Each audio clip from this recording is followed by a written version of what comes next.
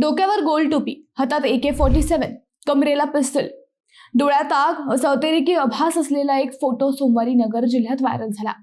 कोपरगाव तालुक्यातील कोळपेवाडी येथील एका तरुणाच्या व्हॉट्सअपच्या स्टेटसला असलेल्या या फोटोनं अनेकांना धडकी भरली। पुण्यातील JM रोड बॉम्बस्फोट प्रकरणात नगरच्या बंटी जहागीरदारचं अतिरेकी कनेक्शन उघड झालं होतं। त्या प्रकरणात तो आरोपीही होता।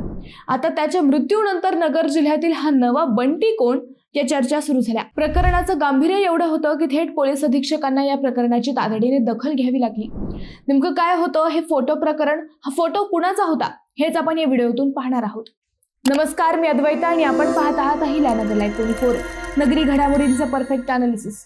प्रकरण आहे 29 मार्चचं, म्हणजेच गेल्या रविवारचं। रविवारी कोपरगाव तालुक्यातील कोळपेवाडी येथील एका तरुणाच्या स्टेटसनं जिल्हा पोलिसांची दमछाक केली। तौफिक बिलाल बागवान या 26 वर्षीय तरुणाच्या सोशल मीडिया अकाउंटच्या स्टेटसला त्यानं त्याचा स्वतःचा फोटो ठेवला।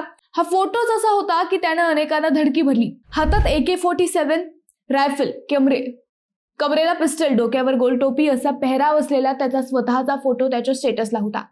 त्यानं स्वतःच तो फोटो पोस्ट केला होता। हा फोटो त्याला ओळखणाऱ्या कुणीतरी पाहिला आणि खळबळ उडाली। त्यानंतर हा स्टेटस कॉपी करून जिल्हाभर हा फोटो पोहोचला। अर्थात नगर जिल्ह्यातील तौफिकनं अतिरेकी प्रशिक्षण घेतलंय का? तौफिककडे ही हत्यारे कशी आली?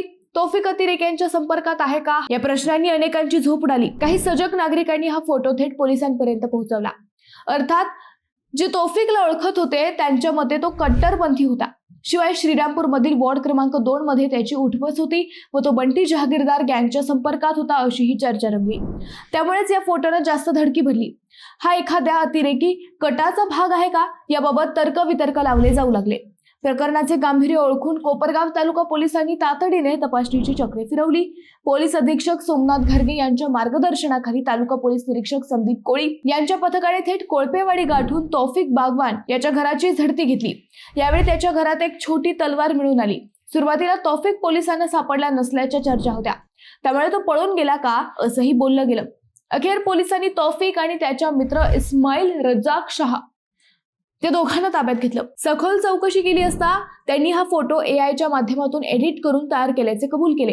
केवळ दहशत निर्माण करण्यासाठी आणि सोशल मीडियावर हवा करण्यासाठी हा बनाव रचल्याचे तपासात निष्पन्न झाले।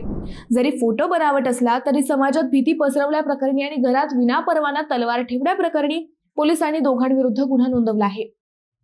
बंटी जहागीरदार हत्या प्रकरणाशी याचा संबंध काही सोशल मीडिया पोस्टमध्ये जोडला गेल्यानंतर खळबळ उडाली। तौफिकला नेमकी का दहशत पसरवायची होती हेही कोडच आहे। अतिरेकी अवतारातल्या तौफिकच्या मनात नेमकं काय चाललं होतं हा प्रश्नही अनुत्तरित आहे। सहाय्यक पोलीस निरीक्षक धर्मसिंग सुंदरडे, पोलीस उपनिरीक्षक कमलाकर चौधरी आणि सायबर सेलच्या पथकाने तौफिकला ताब्यात घेण्यात महत्त्वाची भूमिका बजावली। सोशल मीडियावरील प्रत्येक हालचालीवर पोलिसांचे बारीक लक्ष असून अशा प्रकारचे कृत्य करणाऱ्यांवर कडक कारवाई करण्याचा इशारा पोलीस प्रशासनाने दिलाय। तौफिक पोलिसांच्या ताब्यात असला तरी आता त्याच्यावर सोशल मीडियावर ज्या शंका उपस्थित केल्या गेल्या त्यावरही तपास होणं आवश्यक आहे। अर्थात या चर्चा सगळ्या खऱ्या असतील असंही नाही, परंतु अशा अतिरेकी अवतारात फोटो पोस्ट करणं नक्कीच घातक आहे।